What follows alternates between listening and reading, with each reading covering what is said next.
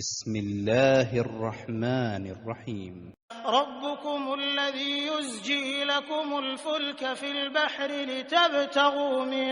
فضله إنه كان بكم رحيما وإذا مسكم الضر في البحر ضل من تدعون إلا إياه فلما نجاكم إلى البر أعرضتم وكان الإنسان كفورا أفأمنتم أن يخسف بكم جانب البر أو يرسل عليكم حاصبا ثم لا تجدوا لكم وكيلا أم أمنتم أن يعيدكم فيه تارة أخرى فيرسل عليكم قاصفا من الريح فيغرقكم بما كفرتم ثم لا تجدوا لكم علينا به تبيعا اعوذ باللہ من الشیطان الرجیم بسم اللہ الرحمن الرحیم سبحان اللہ وبحمدہ سبحان اللہ العظیم۔ اللہ کے بابرکت نام کے ساتھ آغاز کرتے ہوئے آج ہم سورہ بنی اسرائیل کی آیت 66 سے اپنا مطالعہ شروع کرتے ہیں۔ سمری ان آیات کی یہ ہے کہ اللہ رب العالمین نے فرمایا ہے کہ تمہارا حقیقی رب جو ہے وہ نہایت مہربان ہے، اس نے انسان کو پاکیزہ رزق دیا ہے اور آدم علیہ السلام کی اولاد کو اللہ نے عزت دی ہے۔ زمین ہو یا سمندر، دونوں جگہ کے لیے اللہ تعالیٰ نے سواریاں دی ہیں اور اپنی بہت سی کریشنز پہ اللہ تعالیٰ نے انسان کو سپیریئر بنایا ہے۔ اللہ کی مہربانی کی انتہا ہے کہ اللہ نے انسان کو دنیا میں بھیجا تو پوری فیسلٹیز کے ساتھ بھیجا اور جو اس کی ضروریات تھی وہ اس کے لیے زمین میں رکھ دی اور سمندر اور ہواؤں میں اس کے لیے فائدے رکھ دیے۔ آدم علیہ السلام کو جو عزت دی اور ان کے ذریعے ان کی اولاد کو جو عزت دی، یہ سارا واقعہ ہم کل پڑھ چکے ہیں کہ فرشتوں سے اور تمام کریشن سے انسان کو سجدہ کروایا گیا تھا۔ اب یہ سب کچھ تو اللہ رب العالمین نے انسان کے لیے کیا۔ اس کے بعد کی آیت کی سمری ہے کہ انسان بہت ناشکرا ہے، اللہ کے عذاب سے بے خوف ہے، اور قیامت کے دن جن کو ان کا نامہ اعمال سیدھے ہاتھ میں دے دیا جائے گا وہی کامیاب ہوں گے۔ جو لوگ دنیا میں اللہ کی ہدایت کی طرف سے آنکھیں بند کر کے رہتے ہیں وہ قیامت میں بھی اندھے ہی رہیں گے۔ انسان شکر نہیں کرتا، یہ اللہ رب العالمین کا جو فرمان ہے اس کو ہم اپنی ذات میں بھی دیکھ سکتے ہیں کہ ہم کتنا کم اللہ کا شکر ادا کرتے ہیں اور کتنی زیادہ نعمتیں اللہ رب العالمین نے ہمیں دی ہیں، اور ذرا سی کوئی بات ہوتی ہے تو ہمارے منہ سے کلمہ شکر کے بجائے ناشکری نکلتی ہے کہ اللہ میرے ساتھ ایسا کیوں ہو گیا، جبکہ یہ سب کچھ ہمارا امتحان ہو رہا ہوتا ہے اور اس کے بدلے میں اللہ نے ہمیں کچھ بڑھا کر ہی دینا ہوتا ہے۔ قرآن میں ایک مقام پہ اللہ تعالیٰ نے یہ بتایا ہے کہ میرے بندوں میں سے بہت کم ایسے ہیں جو شکر کرنے والے ہیں۔ تو ایک بدو نے ایک دفعہ یہ دعا مانگی کہ اے اللہ مجھے اپنے قلیل بندوں میں شامل کر لے۔ حضرت عمر نے حیران ہو کر پوچھا یہ کون سی دعا ہے؟ تو اس شخص نے کہا کہ آپ نے قرآن میں نہیں پڑھا کہ اللہ نے فرمایا ہے کہ شکر کرنے والے تو کم ہی ہیں، اس لیے میں کہتا ہوں کہ اللہ تعالیٰ مجھے شکر کرنے والے بندوں میں شامل کر لے۔ ہمیں بھی یہی دعا مانگنی چاہیے کہ اے اللہ مجھے اپنے شکر گزار بندوں میں شامل کر لیجیے۔ آگے ذکر ہے ان لوگوں کا جو سچائی کو دیکھ کر نظریں چرا لیتے ہیں تاکہ اس نیکی پر عمل نہ کرنا پڑ جائے۔ پھر اللہ فرماتے ہیں کہ انجام بھی ویسا ہی ہوگا، یعنی جو بوئیں گے وہی کاٹیں گے۔ دنیا میں نظریں چرائیں تھیں اور دین سے آنکھیں بند کی تھی تو قیامت کے دن بھی اللہ تعالیٰ انہیں اندھا ہی رکھے گا۔ پھر کفار مکہ کا ذکر کیا جا رہا ہے اور فرمایا گیا ہے کہ اے محمد صلی اللہ علیہ وسلم انہوں نے تمہیں فتنے میں ڈالنے میں کوئی کسر نہیں چھوڑی اور ہم نے تمہیں مضبوط رکھا۔ فتنے میں ڈالنے کی کوشش اس طرح تھی کہ پورا زور لگایا کہ نبی صلی اللہ علیہ وآلہ وسلم اس کام سے رک جائیں یا پھر دین میں تھوڑی سی ملاوٹ پہ مان جائیں، ان کو دین میں اپنی باتیں شامل کرنے کا موقع دے دیں، جیسا کہ آج بھی منافقین کوشش کرتے ہیں کہ دین ان کی مرضی کے مطابق مولڈ ہو جائے، کچھ آسان باتوں پر عمل کر لیا جائے، باقی کام اپنی مرضی سے کیے جائیں۔ نبی کریم صلی اللہ علیہ وسلم کو سورہ کافرون میں بھی یہ ہدایت کی گئی تھی کہ کہہ دو لکم دینکم ولی دین، تمہارے لیے تمہارے دین، میرے لیے میرا دین، یعنی دین میں ملاوٹ نہیں ہو سکتی، آنا ہے عمل کرنا ہے تو پھر پورے دین پہ کرو۔ اور اللہ تعالیٰ فرماتے ہیں کہ میں نے تم کو ثابت قدم رکھا، میری مدد کے ذریعے ہی تم اس قابل ہوئے کہ ان کی مخالفتوں کا مقابلہ کر سکو۔ یہاں یہ لیسن ملتا ہے کہ کسی بھی نیک کام کے بارے میں کوئی انسان یہ نہ سمجھے کہ یہ میرے کرنے سے ہوا۔ ہمیشہ یہ یاد رکھیں کہ اللہ کی مدد کے بغیر کوئی بھی نیک کام کرنا ممکن نہیں۔ یہ بھی فرما دیا گیا کہ یہ لوگ تمہیں اس شہر مکہ سے نکالنے کی کوشش کر رہے ہیں، لیکن اس کے بعد یہ خود بھی یہاں نہ ٹھہر سکیں گے۔ ان آیات میں دو باتیں ہیں، ایک تو ہجرت مدینہ کی طرف اشارہ ہے اور پھر فتح مکہ کی طرف کہ یہ خود بھی پھر یہاں نہیں رہ سکیں گے، اور یہ بات اگلے 10 سالوں کے اندر اندر ہی سچ ہو کر سامنے آ گئی۔ سبحان اللہ۔ پھر فرمایا گیا ہے کہ نماز قائم کرو آفتاب کے زوال سے لے کر اندھیرے تک، اور فجر کے قرآن کا بھی اہتمام کرو کیونکہ قرآن فجر مشہود ہوتا ہے، یعنی گواہ ہوتا ہے۔ نماز قائم کریں، یہ حکم ہر فرد اور ہر اسلامی اجتماعیت کے لیے ہے۔ اس کے بعد نماز کے ٹائمنگز بتائے گئے ہیں۔ پہلا زوال دوپہر 12 بجے کے آس پاس ہوتا ہے اور اس کے فوری بعد ظہر کی نماز کا وقت ہو جاتا ہے۔ دوسرا زوال عصر کے وقت ہوتا ہے، جب سورج تھوڑا ڈھلتا ہے تو ہم عصر پڑھتے ہیں۔ تیسرا زوال جب سورج افق یعنی آسمان سے غائب ہو جاتا ہے تو پھر یہ مغرب کا وقت ہو جاتا ہے۔ یہ 3 نمازوں کے ٹائم اللہ رب العالمین نے سورج کے عروج کے وقت سے ہٹا کر بتائے ہیں، کیونکہ سورج کی پوجا کرنے والے ان ٹائمنگز میں زیادہ تر عبادت کیا کرتے تھے۔ تو حکم ہوا کہ مسلمان سورج کے زوال کے وقت نماز پڑھیں، یعنی سورج جب ڈھل رہا ہو، اور فجر کی نماز سورج کے نکلنے سے پہلے پڑھ لیں۔ غسق اللیل یعنی گاڑھا اندھیرا سے مراد عشاء کا وقت ہے۔ اس طرح ہمیں 5 نمازوں کے ٹائم معلوم ہوئے کہ فجر، ظہر، عصر، مغرب، عشاء۔ پھر فرمایا ہے کہ فجر کی نماز میں قرآن کی لمبی تلاوت کریں، اس وقت کی تلاوت کی فرشتے گواہی دیں گے۔ اب فرشتوں تو ہر نماز کے وقت ہی موجود ہوتے ہیں، مگر فجر کے وقت فرشتوں کی ڈیوٹیاں تبدیل ہوتی ہیں، تو صبح کے وقت جو فرشتے رب کے پاس واپس جا رہے ہوتے ہیں وہ یہ گواہی لے کر جاتے ہیں کہ جب ہم واپس آ رہے تھے تو اس وقت یہ بندہ نماز پڑھ رہا تھا۔ فجر کی اہمیت بتاتے ہوئے نبی کریم صلی اللہ علیہ وآلہ وسلم نے یہ بھی فرمایا ہے کہ جس شخص نے سورج کے طلوع ہونے سے پہلے اور اس کے غروب ہونے سے پہلے کی نماز پڑھی، یعنی فجر کی نماز اور عصر کی نماز پڑھی، تو وہ ہرگز آگ میں داخل نہ ہوگا۔ یہ بہت بڑی خوشخبری ہے جو نمازیوں کو سنائی گئی ہے۔ سیرت سے پتہ چلتا ہے کہ نبی کریم صلی اللہ علیہ وآلہ وسلم فجر کی نماز میں لمبی تلاوت کیا کرتے تھے۔ ہمیں بھی قرآن کی اس تاکید پہ عمل کرنا ہے، لیکن ہم یہ محسوس کرتے ہیں کہ فجر کی نماز کے وقت ہم اتنے فریش نہیں ہوتے۔ وجہ یہی ہے کہ ہم رات کو دیر سے سوئے ہوتے ہیں۔ اپنی اس ہیبٹ کو ہمیں تبدیل کرنا ہوگا، رات کو جلد سونے کی عادت ڈالنی ہوگی تاکہ ہم فریش ہوں اور اچھی لمبی تلاوت کریں۔ فجر میں جلدی اٹھنے کے لیے الارم لگائیں، گھر والوں سے کہیں کہ ہمیں لازمی اٹھا دیں، یا پھر کسی فرینڈ سے مدد لیں کہ اس ٹائم مجھے فون کر دیا کرو۔ پکی نیت اور ارادہ کر لیں کہ ہر حال میں فجر میں اٹھیں گے اور بہترین نماز ادا کر کے اللہ کے پیارے بندوں میں شامل ہوں گے انشاءاللہ۔ فرض نمازوں کے ذکر کے بعد پھر تہجد کا ذکر کیا گیا ہے اور فرمایا ہے کہ رات کو تہجد پڑھو، یہ تمہارے لیے نفل ہے۔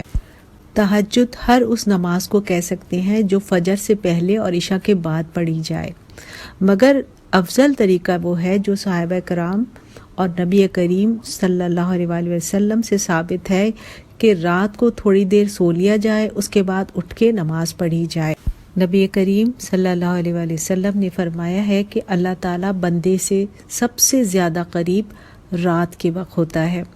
رب کائنات رات کو آسمان دنیا پر نزول فرماتا ہے اور پکارتا ہے کہ کوئی ہے جو مجھ سے دعا مانگے اور میں اس کی دعا قبول کروں، کوئی ہے جو مجھ سے مغفرت مانگے اور میں اس کو بخشش عطا کروں۔ یعنی قیام اللیل میں، تہجد کی نماز میں دعا کی قبولیت یقینی ہے، اور دعا کی قبولیت کا مطلب جنت میں داخلہ ہے۔ اگر کسی فارن ایمبیسی سے یہ کال آ جائے کہ فری نیشنلٹی دے رہے ہیں تو لوگ رات سے ہی لائن لگا لیتے ہیں۔ پھر اللہ تعالیٰ جنت کی نیشنلٹی کی گارنٹی دے رہے ہیں تو ہمیں بھی اس کال پر جواب دینا چاہیے۔ بے شک یہ نماز نفل ہے، لیکن اس سے ہم اپ گریڈ ہو جاتے ہیں اور اللہ تعالیٰ کے قریب ہو جاتے ہیں۔ مقام محمود کا وعدہ تو نبی کریم صلی اللہ علیہ وآلہ وسلم سے کیا گیا ہے، لیکن یہ بات بھی تو ہمیں احادیث سے پتہ چلی ہے کہ جو بندہ رات کی نیند چھوڑ کر اللہ کی عبادت کرتا ہے تو اللہ اسے اپنے سے بہت قریب کر لیتا ہے۔ اللہ تعالیٰ نے فرض نماز اور تہجد کی نماز کی تاکید کی تاکہ بندہ اپنے رب سے بہت قریب ہو جائے، اور پھر ہجرت کی دعا سکھائی گئی کیونکہ آزمائش کی یہ شکل پیش آنی تھی۔ یہ بہت پیاری دعا ہے کہ اے اللہ مجھے جہاں بھی لے جا سچائی کے ساتھ لے جا، اور جہاں سے بھی نکالیے سچائی کے ساتھ نکالیے، اور اپنی طرف سے ایک اقتدار کو، ایک اتھارٹی کو میرا مددگار بنا دیجیے۔ سچائی ہر حال میں، چاہے وطن چھوٹ رہا ہے، نئی جگہ شفٹ ہو رہے ہیں، لیکن وہاں بھی یہی طریقہ رہے گا اور یہی دعوت دینی ہے۔ اور یہ کہہ دیا گیا کہ مجھ سے یہ مانگو کہ اقتدار کو مددگار بنا دے، یعنی مجھے اتھارٹی ملے کہ میں دنیا میں عدل کا سسٹم قائم کر سکوں، گناہوں کو روک سکوں اور مجرموں کو سزا دے سکوں۔ اسلام دنیا میں جو بیٹرمنٹ چاہتا ہے وہ صرف پریچ سے نہیں ہو سکتی، اس کے لیے لا اینڈ آرڈر کی طاقت ضروری ہے۔ اور یہ دعا اللہ تعالیٰ نے نبی کو خود سکھائی اور قرآن میں لکھ دی کہ دین کو، اسلامک سسٹم کو قائم کرنے کے لیے حکومت مانگنا جائز ہے بلکہ ضروری ہے، جبکہ آج کے دور میں تقریباً ہر فرد یہ سمجھتا ہے کہ حکومت اور اقتدار دنیاوی کام ہے، دین والوں کو ان سے کوئی تعلق نہیں ہونا چاہیے، اور اگر کوئی دینی جماعت الیکشن میں حصہ لیتی ہے، ووٹ مانگتی ہے، تو ان کو شک و شبہ کی نگاہ سے دیکھا جاتا ہے اور کہا جاتا ہے کہ بھئی دینی لوگوں کو الیکشن میں حصہ لینے کی کیا ضرورت ہے، ان کا کام ہے نمازیں پڑھیں اور پڑھائیں، قرآن اکیڈمی کھول لیں، قرآن کی تجوید اور ترجمہ پڑھائیں، کچھ اور دینی کام کر لیں، لیکن یہ حکومت کیوں مانگتے ہیں، یہ الیکشن میں کیوں حصہ لیتے ہیں؟ آپ یہ بات سمجھ لیں کہ نبی کریم صلی اللہ علیہ وسلم کو یہ دعا اللہ تعالیٰ نے خود سکھائی ہے کہ اقتدار مانگو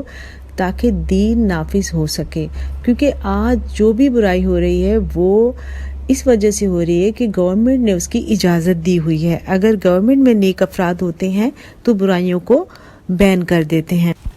اس دعا کو سکھانے کے بعد نبی کریم صلی اللہ علیہ وآلہ وسلم سے یہ فرمایا گیا ہے کہ آپ تمام دنیا کو ایڈریس کر کے یہ کہہ دیجئے کہ حق بس آ ہی گیا اور جھوٹ مٹ ہی گیا اور جھوٹ مٹنے ہی والا ہے۔ یہ جس وقت کہا گیا اس وقت اپیرنٹلی تو یہ حالات تھے کہ مسلمان کافروں کے انڈر پریشر تھے اور ظلم برداشت کر رہے تھے۔ ایک بڑی تعداد ملک حبشے میں ہجرت کر کے جا چکی تھی، نبی صلی اللہ علیہ وآلہ وسلم کی جان تک خطرے میں تھی، لیکن اللہ تعالیٰ کی اسکیم میں سب کچھ فکسڈ ہوتا ہے کہ کون سا کام کس وقت ہونا ہے۔ اللہ کے پاس یہ طے تھا کہ جلد ہی یہ کام ہو جائے گا، تو اناؤنس کروا دیا گیا کہ باطل مٹنے والا ہے۔ اب جو ایمان والے تھے وہ تو یقین کر رہے تھے، لیکن کافروں کو تو اس وقت یہ بات بہت ہی عجیب لگی ہوگی۔ انہوں نے اس کا مذاق اڑایا اور کہا کہ حالات تو ان کے بالکل خلاف ہیں، چاروں طرف سے یہ ستائے جا رہے ہیں اور باتیں ایسی کہہ رہے ہیں، لیکن پھر اللہ تعالیٰ نے 9 سال کے اندر ہی یہ دکھا دیا کہ یہ سب کچھ سچ ثابت ہو گیا۔ اور حضرت عبداللہ بن مسعود فرماتے ہیں کہ فتح مکہ کے دن حضور صلی اللہ علیہ وآلہ وسلم کعبے کے بتوں کو چھڑی سے گرا رہے تھے اور یہ فرما رہے تھے جاء الحق وزهق الباطل ان الباطل کان زہوقا، یعنی جو اللہ نے اناؤنس کروایا تھا وہ اتنی جلدی لوگوں کے سامنے آیا کہ دنیا حیران رہ گئی۔ لیسن یہ سامنے آیا کہ مومنوں کو اللہ پر بھروسہ رکھنا ہے اور اللہ اپنا کام پورا کر کے رہے گا۔ اپیرنٹلی جو بھی حالات نظر آ رہے ہوں یہ سوچنا چاہیے کہ اللہ کی قدرت بڑی ہے اور اللہ تعالیٰ اس شر میں سے کوئی نہ کوئی خیر نکال دے گا، لیکن اصل ضرورت جس بات کی ہے وہ یہ کہ مومن اللہ پہ پورا بھروسہ رکھیں اور اپنے آپ کو سرنڈر کر دیں تو اللہ تعالیٰ انہیں بہت بڑی کامیابی عطا کرتے ہیں۔ پھر فرما دیا گیا ہے کہ قرآن مومنین کے لیے شفا اور رحمت ہے۔ سورہ یونس میں یہی بات اس طرح کہی گئی ہے کہ یہ وہ نصیحت ہے جو دلوں کی ڈیزیز کا علاج ہے، جو اسے قبول کر لیں گے ان کے لیے ہدی و رحمہ ہے۔ دلوں کے امراض کی شفا قرآن پاک میں ہے۔ دلوں میں کون کون سے امراض ہوتے ہیں؟ دلوں میں جیلسی ہوتی ہے، ایروگنس ہوتا ہے، قرآن پہ شک کرتے ہیں، سچائی سے انکار کا دل میں مرض ہوتا ہے، تو یہ سارے امراض اس صورت میں دور ہو سکتے ہیں جب غیر جانبداری سے قرآن کا مطالعہ کیا جائے اور سچے دل سے اس بات کی کوشش کی جائے کہ قرآن میں جو پیغام ہے اس کو ہم سمجھیں گے، تو پھر اللہ تعالیٰ اس کے ذریعے دلوں کی ڈیزیز کیور کر دیتے ہیں۔ پھر آیات 84 سے 95 تک کی سمری یہ ہے کہ کفار مختلف سوالات اور اعتراضات کیا کرتے تھے، ان کے جوابات اللہ رب العالمین نے دیے ہیں۔ وہ شک کرتے تھے کہ پتہ نہیں سیدھی راہ پر کون ہے، تو فرمایا گیا یہ تمہارا رب ہی بہتر جانتا ہے۔ وحی کے بارے میں سوال کرتے تھے کہ یہ وحی کیا چیز ہے، تو فرمایا گیا کہ یہ رب کی رحمت ہے اور رب کے حکم سے آتی ہے، اور محمد صلی اللہ علیہ وآلہ وسلم پر عطا اور فضل اب کے رب کا ہے۔ قرآن کے بارے میں کہتے تھے کہ خود بنا لیا ہے، تو فرمایا گیا کہ انسان اور جن سب مل کر اگر قرآن جیسی کوئی چیز لانے کی کوشش کریں گے تو نہ لا سکیں گے، چاہے وہ ایک دوسرے کی مدد کیوں نہ کریں۔ پھر کفار کا اعتراض تھا کہ محمد صلی اللہ علیہ وآلہ وسلم معجزے کیوں نہیں لائے، تو رب نے فرمایا کہ نبی صلی اللہ علیہ وآلہ وسلم کی ذات میں ہی نشانیاں ہیں اور قرآن ہی ان کا معجزہ ہے۔ ایک اعتراض یہ تھا کہ اللہ نے انسان کو کیوں نبی بنایا، فرشتوں کو کیوں نہیں بنایا؟ پھر وہی جواب دیا گیا کہ اگر زمین پر فرشتے چلتے تو نبی بھی فرشتے ہی ہوتے۔ سورہ کے آخری رکوع میں حضرت موسیٰ علیہ السلام اور فرعون کے واقعہ بیان کیا گیا ہے، اور اس کی ریزمبلنس ہمیں بتائی گئی ہے کہ جس طرح قریشی قیادت نبی کریم صلی اللہ علیہ وسلم کا انکار کر رہی تھی،